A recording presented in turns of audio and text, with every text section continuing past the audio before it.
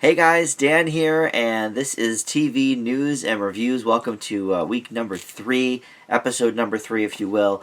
And we're finally up to the network premiere week. This is sort of one of the reasons I wanted to start this show anyway, is to kind of make myself catch up on some of the new shows. I try to catch all the new shows every season anyway, but a lot of times I'm like months behind, so I thought, you know what? This will give me a good reason to dive in headfirst to a lot of these shows and give you guys my thoughts. So, the first couple weeks of TV news and reviews, I was focusing more on streaming shows and new syndicated talk shows and whatnot. But now we finally have the new primetime shows out, at least some of them. And I'm going to review 5 of them for you tonight. That's going to be Mixed-ish, Stumptown, Bob Hearts Abishola, Prodigal Son, and Emergence. So we're going to talk about all of those. I did actually watch 2 other ones that have premiered already. The 2 law ones that air on Monday nights, All Rise on CBS and Bluff City Law on NBC. However, I'm going to wait for a second episode of those to review them for you. I just feel like sometimes law shows live or die by the characters themselves, and it's hard to really get a good gauge of who any of these characters are in just one episode, because it's all about the cases and the, here's who we meet in this particular episode, but are they going to be going up against this lawyer more often? Are they going up against this judge in recurring roles? So we don't know. So I'll talk about those next week, along with some of the other shows that have premiered already, and then some that have not premiered and won't until next week. So there's only 17 new network shows this fall, which has to be some kind of record low. I mean, that's low. Usually there's like 30. So it'll give me time to kind of really dive in to some of these. But since the show I do is called News and Reviews, we're going to talk a little bit about the news first. I should have a new segment of the show called This Week in Reboots, because there's 2 new reboots to talk about.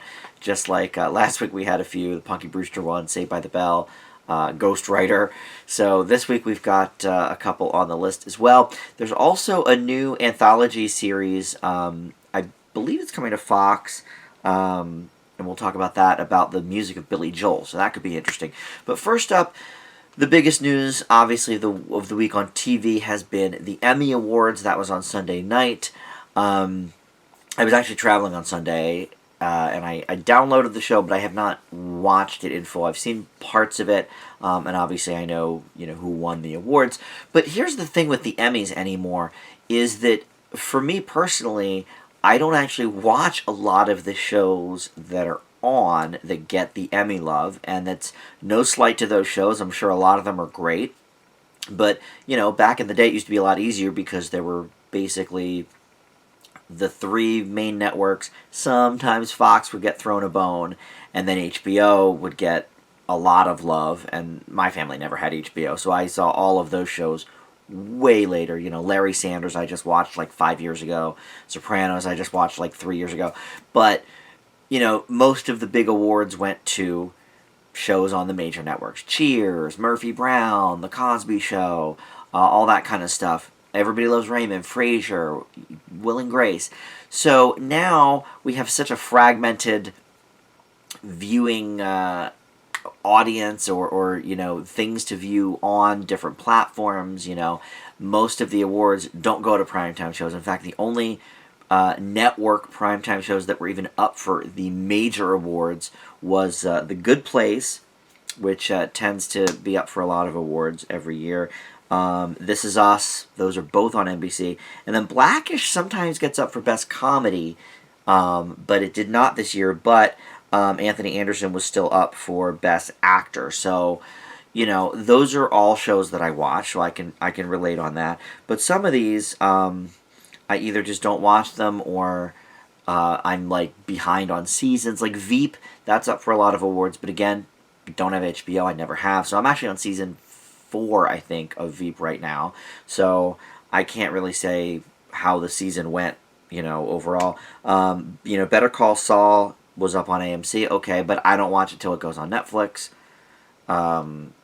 so I have not seen the most recent season of that either. Some of the Netflix ones I've seen. Ozark I've seen. That was up for a few things, and Jason Bateman actually won for directing for that. When They See Us, I actually didn't see. Yeah, like a lot of these I don't watch. But two that I do watch that have been getting a lot of love recently are Marvelous Mrs. Maisel, which won some acting awards. It was up for some other things, and last year won Best Comedy Series. Did not win this year for that, but it was nominated. But that won a bunch of the acting awards, which I think is great. And then Fleabag, which won most of the major awards, at least for comedy programming. You can find that on Amazon Prime. And it won Best Comedy Series, so that's always good. But also Phoebe Waller-Bridge won for Best Actress in a Comedy, beating some really great people. Christina Applegate, I always love her, in Dead to Me. Julia Louis-Dreyfus has won for every year that she's been nominated for Veep, except for this year. So she broke some records there. Russian Doll I actually haven't seen. That's on Netflix as well. Everybody seems to love that. But anyway, so, so she won for that. And then she also won for writing, I believe. I have to scroll down to see that. There's so many awards at the Emmys. The director won for Best Directing, Harry Bradbeer. And then, also for writing, Phoebe Waller-Bridge won for that. So Barry is another one. I've seen season 1 of Barry, but this year it was season 2 that was nominated for everything. So I haven't seen season 2 yet. Again, it's on HBO, so I will watch it in a little while. But all the Barry people are great. Season 1 was amazing. So I've heard great things about season 2. But I want to talk specifically about Fleabag in just a second. But yeah, it's interesting because it used to be so easy to keep up on all the shows that were nominated for Emmys. But this year, there's so many. And again, until I started doing this weekly review show on TV, I'm so behind because I try to watch so many things. I mean, I watch probably 50 to 60 different shows a year, and I watch the whole season. And if it's a network show, sometimes there's 22 episodes. If it's a Netflix show or Hulu or whatever, sometimes it's a little easier because they're usually 10 to 13 episode seasons. And some network shows are going that way as well. The Good Place, each season has only been 13 episodes. But it just used to be so easy to keep up on everything. Now it's like very, very hard. But also my palate has changed a bit in terms of broadening of the horizons. I mean, I used to really not watch any dramas. On occasion, I would watch like the action-y type dramas. Like I really loved that show Hunter when I was a kid, with Fred Dryer, and like the A-Team was always cool and like that kind of stuff. But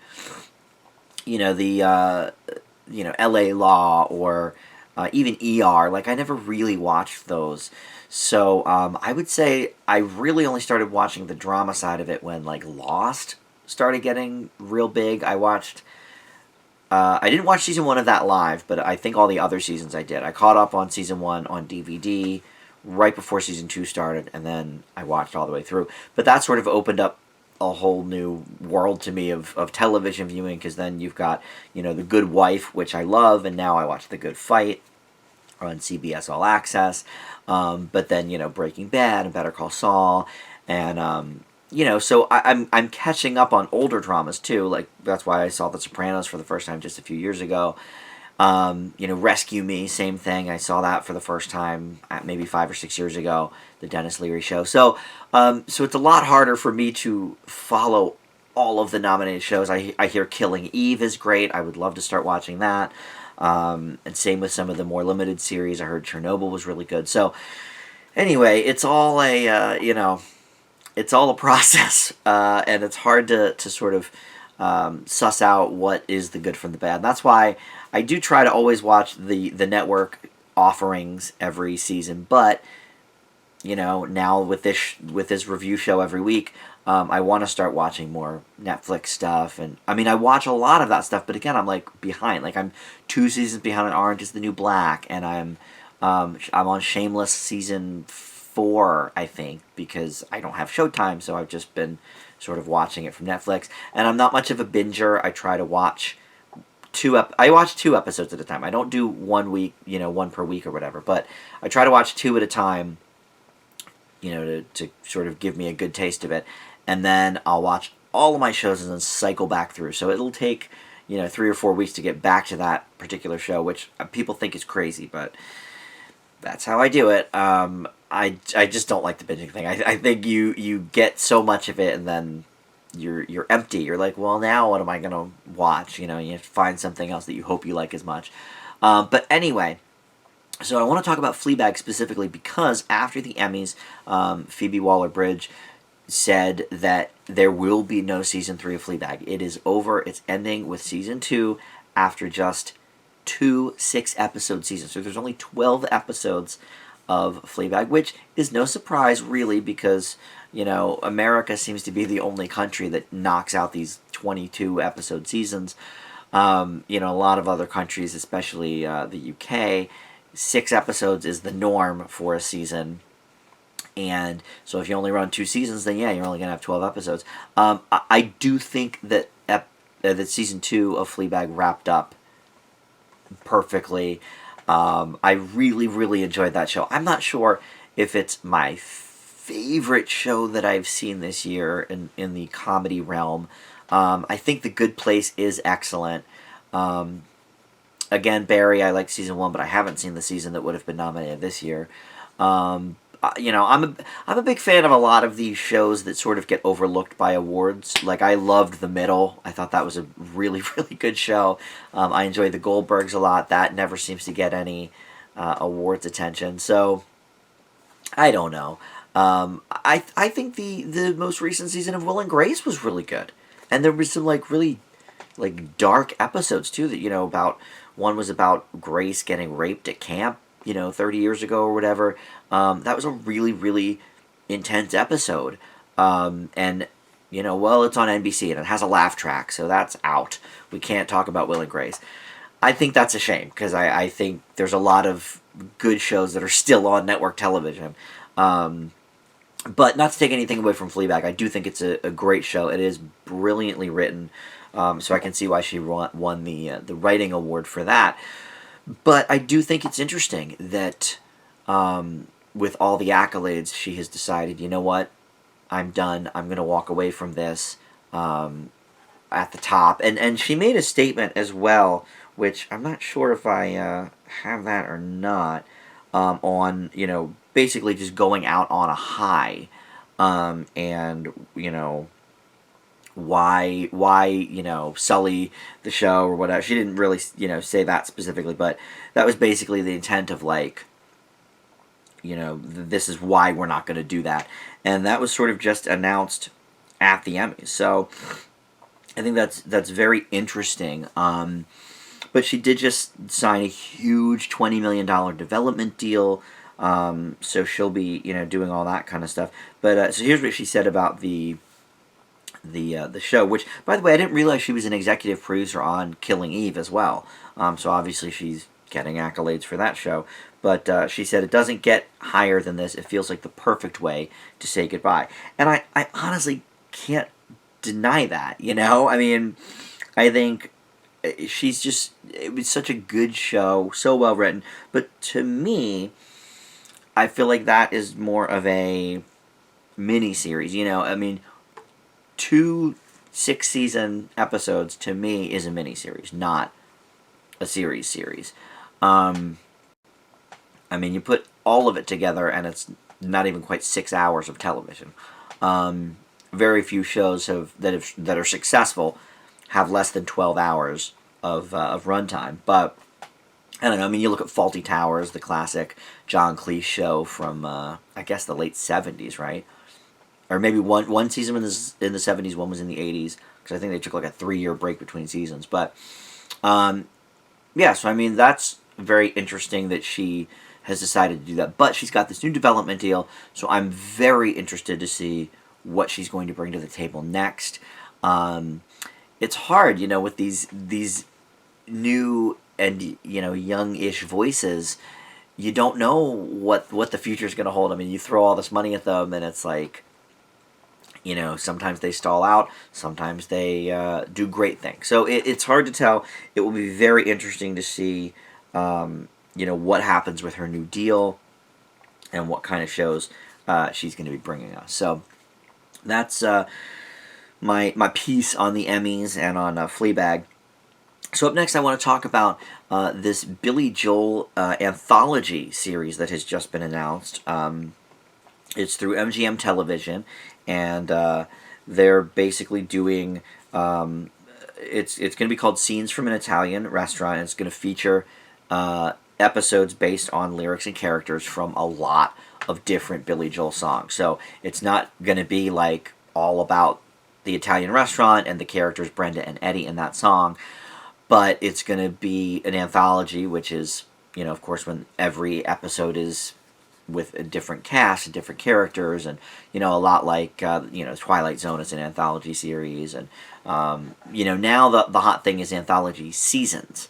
American Horror Story does that a lot, where it's like you'll see some characters show up, or actors will show up season to season but be completely different characters. ABC had a show called American Crime a few years ago about that with Felicity Huffman and I think it was Regina King. And each season they were different characters, and that was very cool. So this will be different songs, and God knows the guy has a song catalog with a lot of different characters in it. I mean, Uptown Girl, it will probably be one of them, and Captain Jack will probably be one of them, and even if he doesn't specifically name characters in his songs are very layered with dense subtext and all that kind of stuff. So I'm sure they can, find stuff to do with it. And I never got to see the Moving Out Broadway show, which was, I guess, more involved, interpretive dancing Billy Joel songs than it did singing. There was some singing, I understand, but a lot of it, had to do with dancing. So it's going to be very interesting. I mean, Piano Man, there's an episode. Moving Out Anthony's song, that's an episode. So I'm sure they're going to do a lot of stuff with that. I'm very much looking forward to it. I don't know who is actually going to run it. It just says MGM is developing it, so I'm not sure what network or streaming platform it's going to end up at, or maybe it won't. There was apparently a series in the works for some John Mayer song that they were going to turn into a show, and then Hey There Delilah a couple of years ago was going to be a show.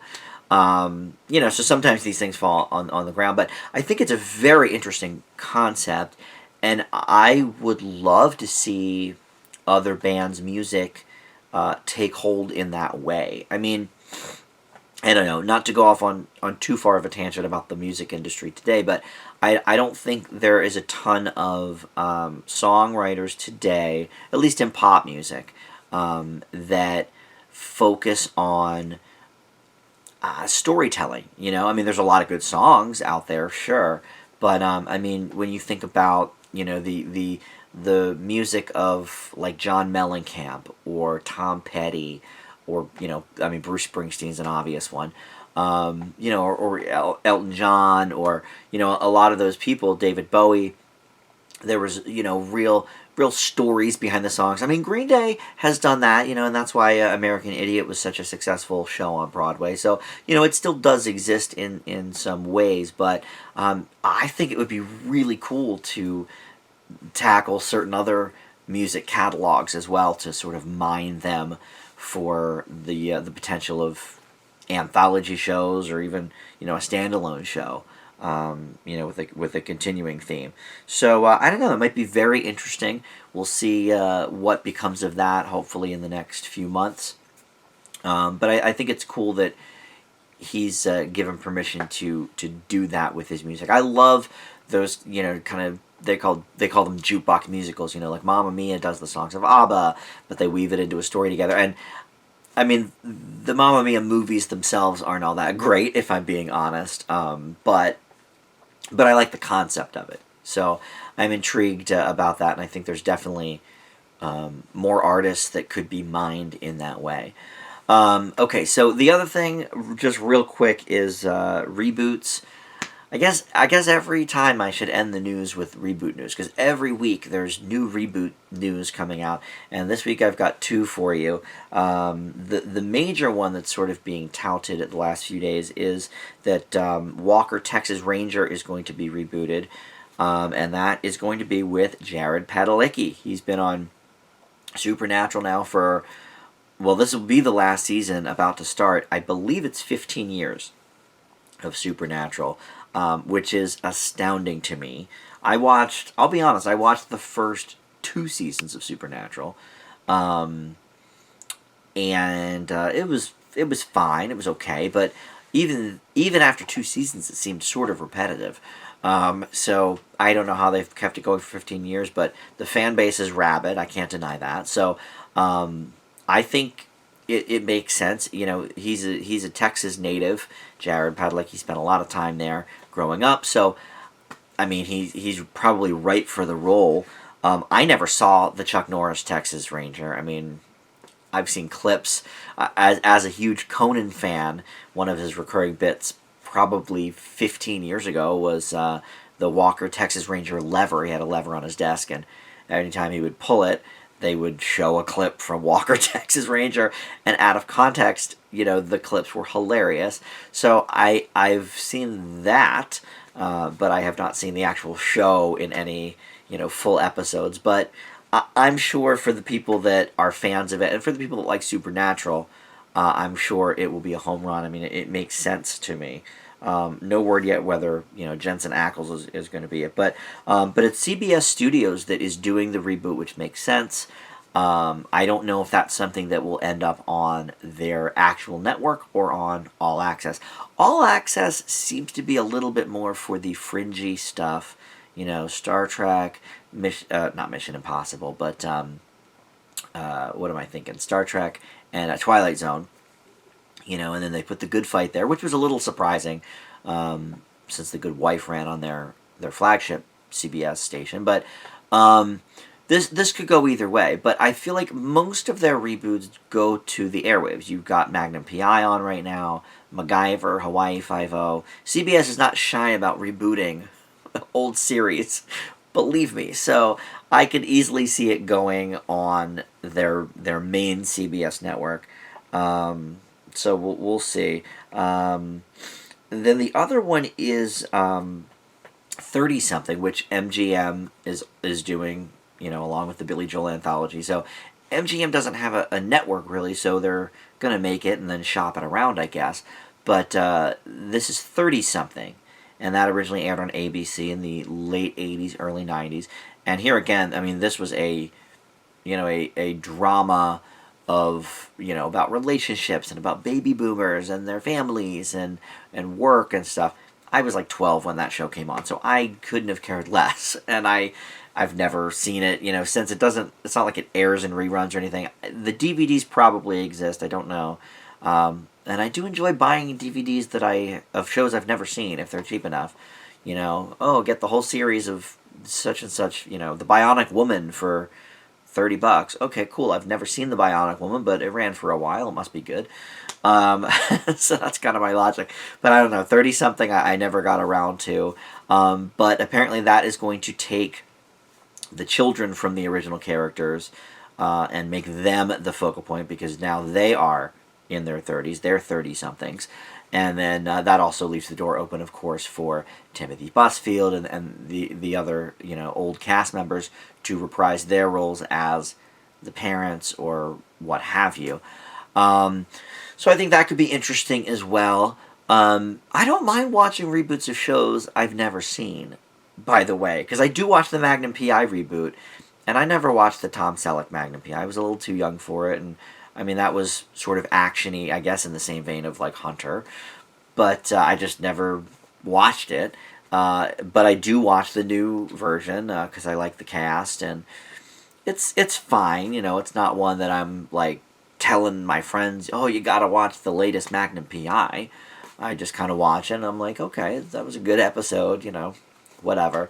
But 30-something to me, I feel like is more of a serialized show, whereas all of these CBS reboots even up to Walker, Texas Ranger, but like MacGyver and all the ones I've mentioned are more, episodic, or whatever. So you could just kind of jump in and out. 30-something, I feel like you would need to invest in that. But, now that I am of that age, I probably would find it very, very interesting to watch. And 30-something was never a huge ratings hit for ABC. It never made the top 40 on the year-end lists. But it had a very loyal fan base, and it was an Emmy darling. The Emmys loved it in the drama category.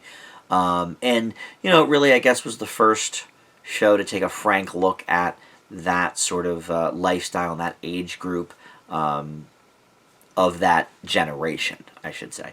And then, the guys that did that went on to do My So-Called Life, which is one of my all-time favorite shows. And that was right in my wheelhouse. I was, I think, 15 when My So-Called Life came out. And so it was like perfect timing for me. And, as a gay kid, to see Wilson Cruz as Ricky, the first openly bisexual or gay character on television as like a main starring role, I mean, that was just like, oh my god, what a home run. So I'm sure 30-something did the same thing for boomers. They were kind of seeing themselves on the screen represented properly or authentically for the first time. So I would be for a 30-something reboot. I would probably watch it and probably enjoy it. I don't know if it would make me go back and look at the old show, but you never know.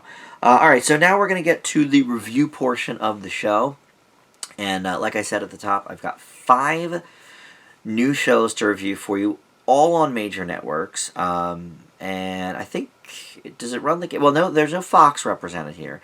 But we've got ABC. Oh, you know what? I apologize. All 4 major networks are represented here. There's at least one show from each. And again, like I said, I did watch the 2 new Law shows, All Rise and Bluff City Law, but I'm going to give those a second episode before I give them a full review, just to kind of get to know the characters a little bit more. But we're going to start off with the big spin-off of the year called Mixed-ish. Now, this is the second spin-off from Blackish. You had Grownish, which went to Freeform and is entering its 3rd season. But here we've got Mixed-ish, which is a prequel. It is about the life of Bo as a teenager. Bo is played in the Blackish show by Tracy Ellis Ross, and she does the voiceover, a la young Sheldon. And the gal who stars in it is Erika Himmel, who is, a new face. She stars as the young Bo, but her parents are played by names and faces we know, Tika Sumpter and Mark Paul Gosselaar. And then Gary Cole enters as well. We love him, of course, from, a million things. Office Space, the Brady Bunch movies. I love him from The Good Wife and The Good Fight, of course, as I just mentioned. He plays the grandfather, so he plays Mark Paul Gosselaar's dad. And the conceit is basically it's the mid 80s, and they are all kind of hippy dippy, living on the commune. A very early interracial marriage for the 2 stars, and the commune gets raided, so everybody kind of has to flee and enter the real world. And so Bo and her siblings have never even heard of the word mixed in that sense before. They didn't know they were mixed. They didn't know what that was, because on the commune everybody was equal and everybody was the same. And so I think, similar to what we found with Blackish, which is a pretty heavily like race relations type show.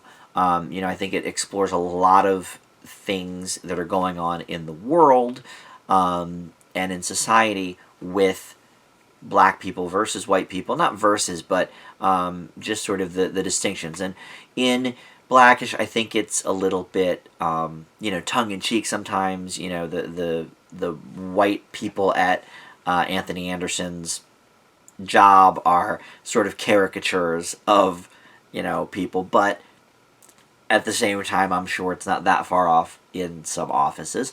But so they deal with the race a lot on Blackish. And then Grownish is more of just like a regular college comedy, a la A Different World or something. It doesn't really focus on that sort of stuff as much as it focuses on just, going out onto your own and into college.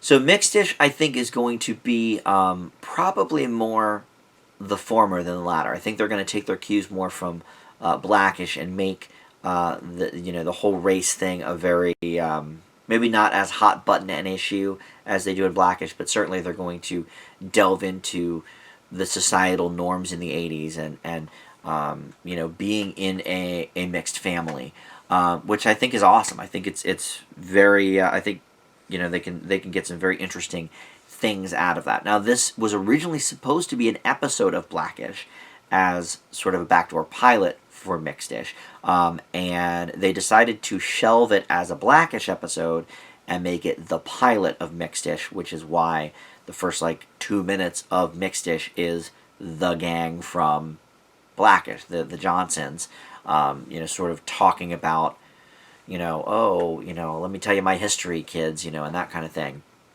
So, what's interesting is when it went from the Blackish episode to the now Mixed-ish pilot episode, they switched dads. So it's Mark Paul Gosselaar now, but it used to be, what's his name, from Workaholics. I can't think of his name. Anders Holm. I'm not sure who would be better in the role. I like both these actors, but I feel like they have different presences on the screen. I feel like Anders Holm probably would have been a little more, gel maybe a little more with the cast. And I guess more just because I know the writing style of Blackish after 5 years, and I feel like he sort of might work that better. But for whatever reason, I haven't read any particular reason that he left. But so it's Mark Paul Gosselaar, and I like him a lot. I mean, there's nothing wrong with him. I think he's funny. So we'll see what happens. It's interesting in the pilot because we don't quite even really get a sense of Beau's character other than she didn't know she was mixed. And we've met her two siblings on Blackish, Daveed Diggs, who I actually talked about last week in the great Amazon series Undone. He has played Beau's brother in many episodes of Blackish. So we see his younger version here as well, who is played by, all these kids are newcomers, played by Ethan William Childress. Don't know, but he was funny in the episode. So I liked the Mixed-ish premiere, but I'm curious to see where it's going to go and what they're going to do with the characters, because right now we know about the grown-up Beau, but this particular episode was actually, I thought, more about the parents, Tika Sumpter and Mark Paul Gosselaar getting reacquainted into this new world. The kids, a little bit, but it was, it sort of breezed by, I think. Tika Sumpter is also planning to go to work for her father-in-law, Gary Cole, so, we saw a good bit of that. But this was definitely, I could see, why they made it the pilot. It's very much world building and, character building. So I liked it, though, and I'm looking forward to more. I'm still in on Blackish, and this is season 6 now, so I'm going to give the pilot of Mixed-ish a B. And now we're going to move on to what is, I would say, my most anticipated new show of the fall, and that is Stumptown. I'm a little bit back and forth on Colby Smulders, to be honest. I think sometimes she's great, sometimes she's okay. She's never terrible, but and I feel like she'd be a cool chick to hang out with. But like when she first appeared on the scene in the Avengers movies, I just didn't know. I was on the fence, let's say, and I've come around eventually on her. But it took me a little while. And then How I Met Your Mother, I really liked her on that, although they kind of made her character not the best for a little bit in there. But anyway, so this show is based on graphic novels, apparently, also called Stumptown. It takes place in Portland, Oregon, which is Stumptown is a nickname for there, which I didn't know until this show came on. But her character's name is Dex, and she is ex-military. She basically is struggling to care for her younger brother who has autism or possibly Down syndrome. And she has a lot of PTSD issues from her work as a Marine. And her childhood sweetheart was apparently killed, when they were kids. So there's a lot of not when they were kids, but when they were younger in the military. So there's a lot of things going on here, and not all of them are really much more than footnotes in the premiere episode. But Colby Smulders basically is kicking ass and taking names. She's one of these characters that's like unflappable, not necessarily unstoppable, because we do see her get kidnapped in the very first episode. But in the vein of a lot of these, famous detectives or cops or whatever that are just like no nonsense, but at the same time they've got a sense of humor and nothing can stop them, and this, that, and the other thing. I tend to like those shows, like the cocky cop, as long as the actor is likable. Like, you have to have, and that's why Colby Smulders is great for this role, because you have to have somebody likable in the role or it just doesn't work. And I think they've done that here. And then the surrounding cast is really good too. Now, much like movies where I don't like to watch previews going in, I have very little information about these shows going in, other than like the 30-second promos that they'll play in between shows on Hulu. So I didn't even know a lot of the cast was in this show, but Michael Ealy is in it, who I always like. He plays this cop that Dex knows at the Portland Police Department, and then Jake Johnson plays a buddy of hers that owns a bar, and of course I always have loved him since New Girl started. So he was great to see. Cameron Manheim is on as another person from the police department. She basically is the lieutenant at the Portland Police. I always love seeing her. So this was even more exciting than I thought it would be, because I just knew it was Colby Smulders. I think maybe I saw Michael Ealy in one of the promos too, but I didn't know about the other people in it. So that was a pleasant surprise. I thought it was very enjoyable, to be honest. I think Colby Smulders just has that kind of personality that just sort of oozes off the screen. She's sexy, she's no nonsense, and I think that always comes across with the right actor or actress. Again, it's so hard to tell from just one episode where the show's going to go, or what the longevity of the show might be.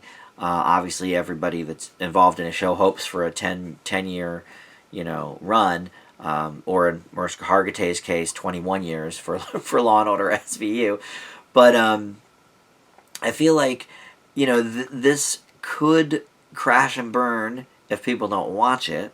But it's also fun enough that I think it could also last for several years. Is ABC the right place for this show? I don't know, because I do think that's a big part of if a show succeeds or fails, is how it fits in with the dynamic of the network. Because usually you think of police procedurals as a CBS thing, but they're a little more buttoned up on CBS, like with your CSIs and stuff. But ABC has The Rookie with Nathan Fillion, which I enjoy, and it's sort of that same, he's a little bit older than Dex. He's the rookie cop in his 40s or whatever. But it's got that same sort of fun sensibility that I think Stumptown is attempting to have, and thus far is succeeding, but it'll be interesting to see how it progresses. The storyline was rather basic for the premiere, kidnapped child, that they sort of have given up on looking for because they think they found her, and I don't like to give spoilers, so I'm not going to say any more than that, but basically, surprise, surprise, Colby Smulders saves the day. That's how these shows go. But I enjoyed it. I think I was correct to be most excited about Stumptown. There may be some other surprises in the new fall season, but I was excited to see this, and it did not disappoint. I will leave the premiere of Stumptown with a B plus. So up next is Bob Hearts Abishola. We go over to CBS Monday nights for this one. This is in the Chuck Lorre canon. He brought us such gems as The Big Bang Theory and Two and a Half Men, and even before that, he worked on Roseanne and Grace Under Fire and Sybil and all of that. But of course, his best known, I would say, is Big Bang Theory and Two and a Half Men. But he also does Mom, which I find incredibly enjoyable. I am about a half a season behind on that, like with a lot of shows, but I'm still watching it. I've been with Mom since the beginning because I love Alice and Janney. So here we have one of Chuck Lorre's other popular stars, Billy Gardell, who was Mike in Mike and Molly, and then newcomer. I've not heard her name pronounced. She plays Abishola on the show. I'm gonna say Folake Olowofoyaku. I'm sure that's horrible pronunciation, and I apologize. But I've not heard it said yet. So, but basically the premise is she's a nurse at the hospital, and Bob has a heart attack and goes in and kind of falls for her, and then is trying to find out how he can woo her, and he attempts to do so with some really nice socks because he makes socks with the family business. So that's pretty much it. That's the show, and his family includes Christine Ebersole as his mother, who I generally like her. She was on SNL 100 years ago, like in the 81, 82 season, possibly somewhere around there, early 80s.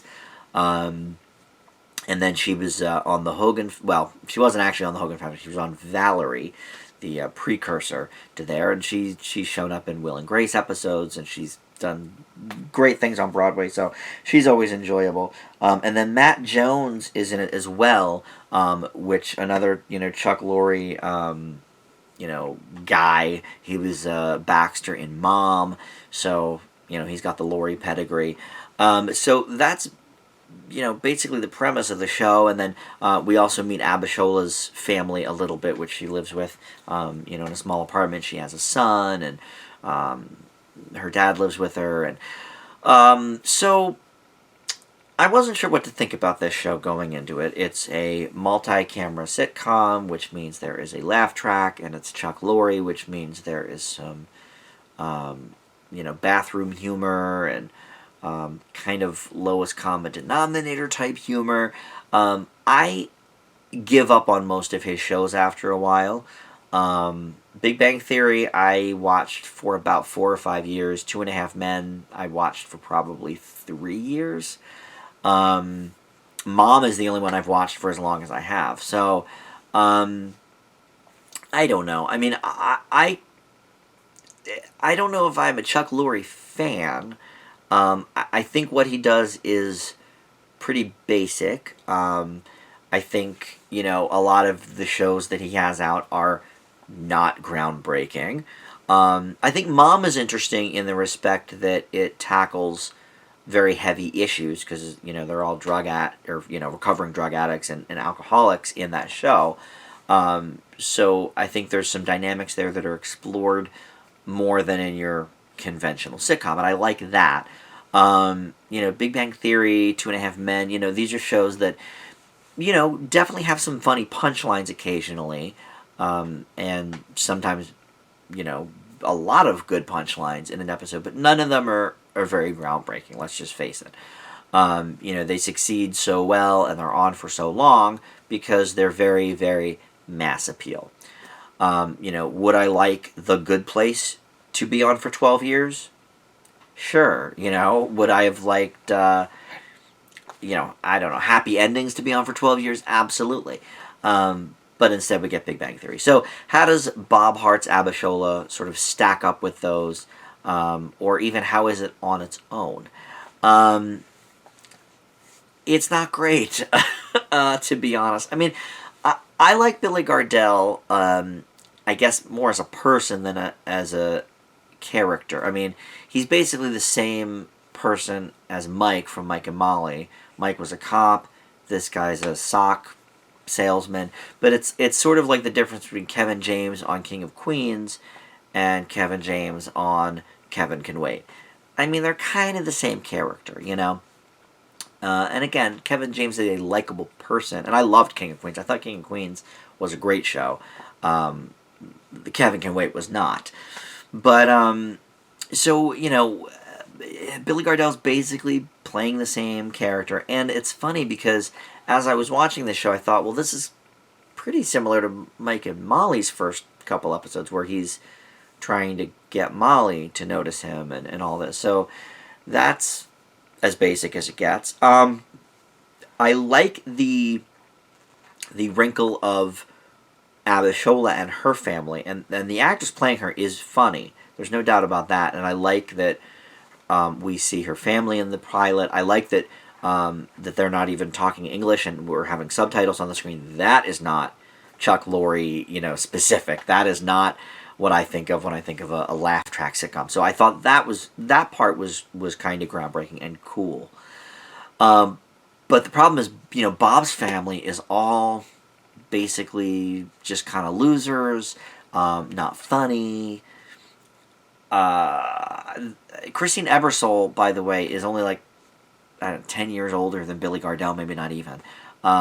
So, and you know, they don't make her look any older than she is in real life, so it's like, that just seems sort of like a weird dynamic anyway. Obviously, she was a teen bride or something, or teen mom. But they're just not funny, and the whole, I don't care about the sock business, and the storyline there is kind of a dead end. But what really turned me off on the show was that within about 30 seconds of the intro is a fart joke. And then about 10 seconds after that is a fat joke. And it's like, I get it, these are the staples of the Chuck Lorre model, and so these are the hooks of the show, but I don't know, there are 500 different shows to watch, and I feel like, you know, it's not 1981 where it's like there's 3 networks, so, you know, your pickings are slim. Yeah, it had a couple of good jokes, I guess. I think I laughed maybe twice in the whole episode. And the gal that plays Abishola is very good, but at the same time, it's like, it seems so outdated. The plot of the pilot, because it's like, he's, you know, trying to get her address, so he, you know, goes to the hospital, and the woman won't give him the address, and she's like, well, maybe for $100, you know. And to me, since it's 2019 and everybody's on high alert on everything, I just kind of thought like stalker vibes, like, do we really want to, I don't know, encourage people to give out their coworkers' addresses? I don't know. It's just, it was weird, and just generally not funny. You know, might it have potential? Yes, I guess. You know, might it run for 5 or 6 years? Yeah, maybe. You know, Chuck Lorre seems to have the touch. You know, it's like Two Broke Girls. I watched Two Broke Girls for about an episode and a half when it first came on because I like Kat Dennings. And I couldn't do it anymore. You know, it was just, you know, halfway through the second episode, I said, you know, this is just, I can't, you know, there's too many other shows on. So I'm bailing. So, I will probably not go back to the Bob Hearts Abishola well. I think the people that enjoy the Chuck Lorre base model will enjoy the show, but I think for general purposes and for, you know, quality purposes, it just isn't there. So I'm going to leave Bob Hearts Abishola with a D+. That might be a little harsh, I don't know, because I do think it's cool that, you know, they're doing the interracial thing. I think it's cool that they're having her, you know, speak in her native tongue to the family and do the subtitles. I think that's cool, but to open with a fart joke, I was just kind of out right away. I did watch the full episode, but it just wasn't very funny. All right, so up next is Prodigal Son. This is the Fox entry on the list for today.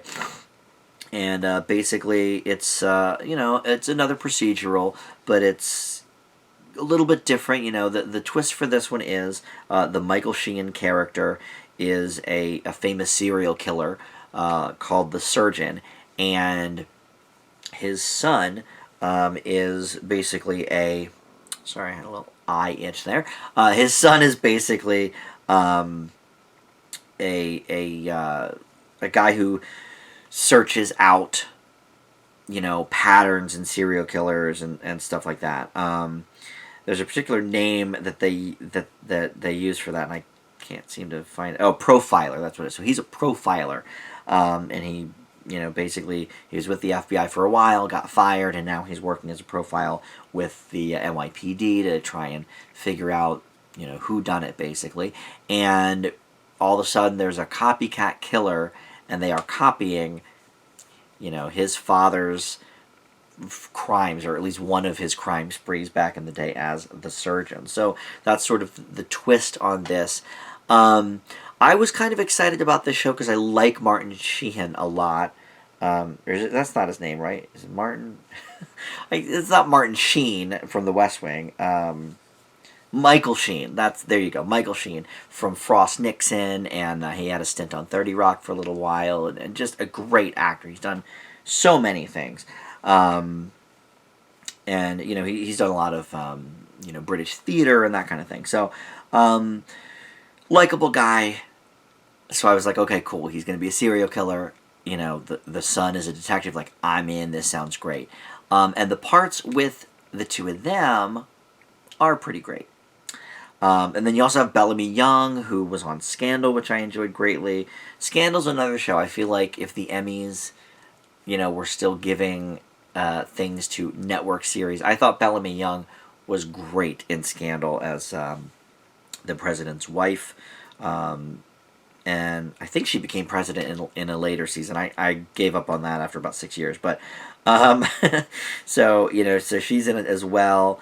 And Lou Diamond Phillips is in it. He works for the NYPD. He works very closely with the kid. And Tom Paine, by the way, is the star. He plays Michael Sheen's kid.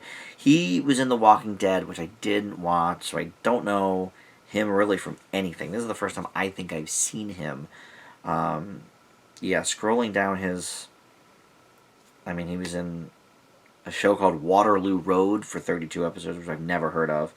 Walking Dead, 25 episodes there. So that's about it. I don't know him. So, but I think he does a great job as the son. I think he's compelling on screen. I think the scenes with him and Michael Sheen are great. They have a really good rapport, and you can really tell the sort of animosity of the characters, certainly from son to father. Whereas father wants to be close to the son, but the son's like, yeah, well, you're a serial killer, so we'll pass. But Bellamy Young plays his mom, and I think she adds a great dynamic to the show. So the problem is everything in between that stuff is rather pedantic. It's just sort of boring, pedestrian. It's blah, to be completely honest. So I feel like if the show was just the father and son dynamic kind of thing, I feel like it would also maybe be a little bit boring, because you can't really do that for a whole hour every week. So I get that they have to pepper it up with him looking for the copycat, and him doing other things, and talking to his mom about everything going on with the dad, and then talking to Lou Diamond Phillips as the police, and here's what we're figuring out. Like, that is all very basic to me. So I think this show has potential. I'm not positive that I have the time to devote to it that it might need, because I do sense that it might get better, but they've got to spice up everything that's in the middle. You know, they've got to spice up everything in between there, because otherwise it's just kind of boring. But the stuff with Sheen and the kid are great. I want to see more of that. Michael Sheen is like compelling in everything. Like, you know, he was so funny on 30 Rock, you know, and obviously a lot of the dramatic stuff he's in, he's very like intense, and he's intense here too as the serial killer, of course. You know, and he's got that like crazy, you know, Manson type beard, and that's very cool for him.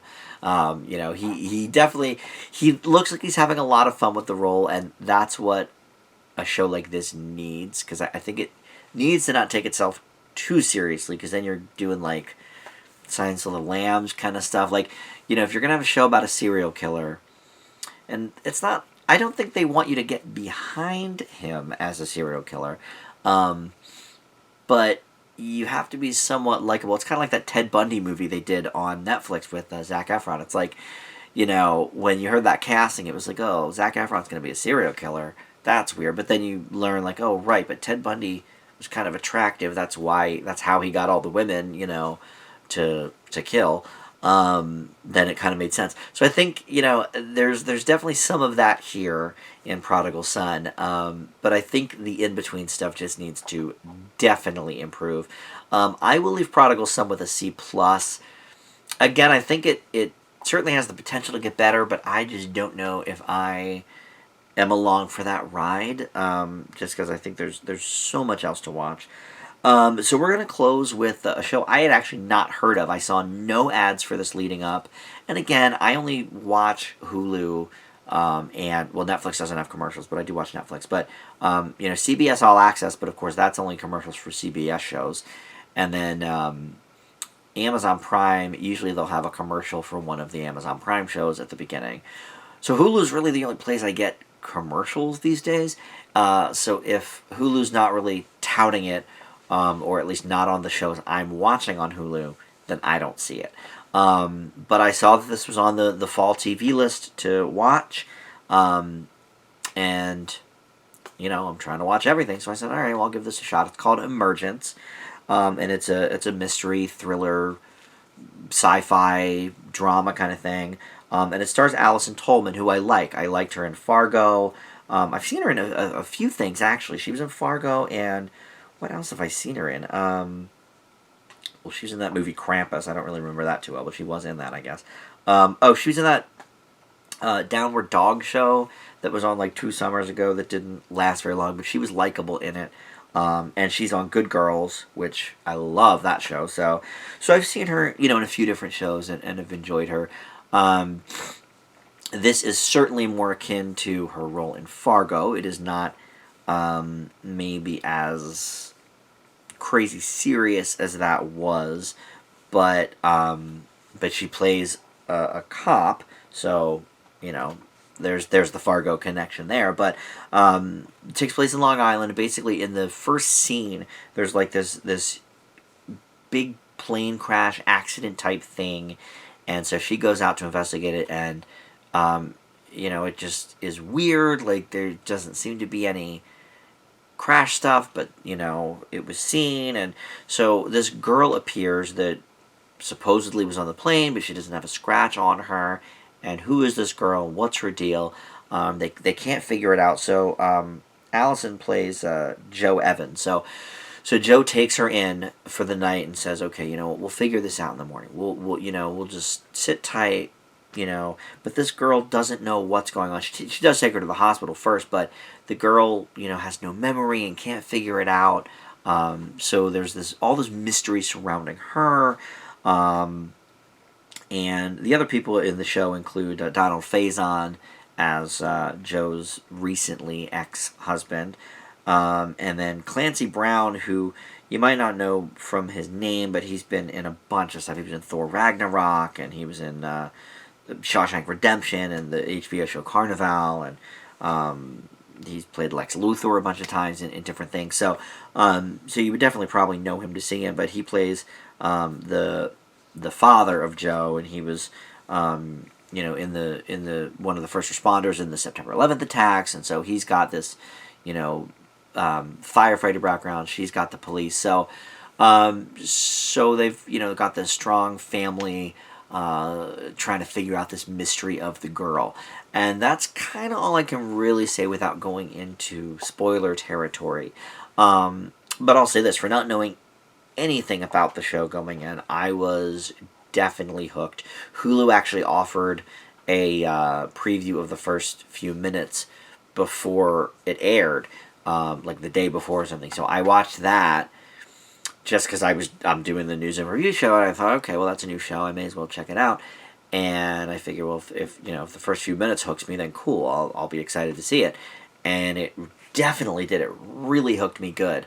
I think ABC is forever going after that Lost momentum. Lost was such a one of a kind show in its storytelling, in its mystery elements, and its water cooler nature, which, to be honest, doesn't exist anymore in this day and age of binging and streaming and network TV dying and all of that. But ABC tries every year or two with something very sci-fi, something very serialized, so you have to keep up, you have to follow the clues, you have to, and usually they get canceled after a season, maybe two, but they typically don't get wrapped up. And so for a long time, I sort of avoided watching those kind of shows. And NBC has done a handful as well. Last year was NBC's turn. They were trying with the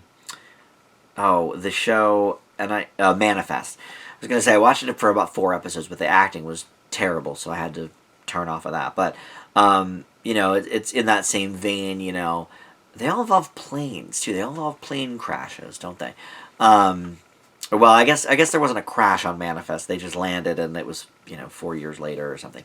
But anyway, back to Emergence. So ABC, I feel like, is always sort of chasing that Lost momentum. Let's get another Lost. I don't think there's ever going to be another Lost. I think the nature of watching television has changed too much. But you could still have a quality show. It just may not be as water cooler-y as, Lost or some of those other shows. So with that in mind, I really, really like this show. I was into the mystery. I was, very intrigued by this girl. I think Alison Tolman is excellent. I think Donald Faison is really good. I was an original Scrubs fan back in the day, and then I'm sort of like a Scrubs hater now. Like, I went back not too long after it stopped airing new episodes. So, I don't know, maybe like 6 years ago or something, and I went back and watched like the first season of Scrubs, and I was like, wow, this is terrible. But I liked it when it was first on, But I find Donald Faison himself very likable. I've seen him pop up in different things. He hosts a game show now, too, on Game Show Network. And he's funny on that. I don't get to see GSN very often, but the couple episodes I've seen are very cool. And I like him. His personality is very bubbly, and so here he's taking a different turn. He's doing the drama thing, but I think he pulls it off. I think he is really good in this show. Again, it's so it's, and I'll keep saying this probably for the next few weeks. It's so hard to base a grade on a whole show from just the pilot, and I think that's why real reviewers at magazines and online reviewers get 2 or 3 episodes of a show to look at to see how it builds, I guess, from the premiere. But I want to kind of get you my take on the fresh original episode, the first episode. So that's what we have. But for a pilot episode, I am in. I thought this was really well done. The writing is sharp. I think the mystery elements are good thus far. And I think they're not giving us too much to look at yet. But I think they're dropping clues here and there. There's some mysterious symbol that we've seen a couple times at the audience surrounding the little girl, but that the other characters have not seen yet. So I think that could prove interesting. But I thought this was a great start for this show. I give Emergence, the pilot episode, an A-.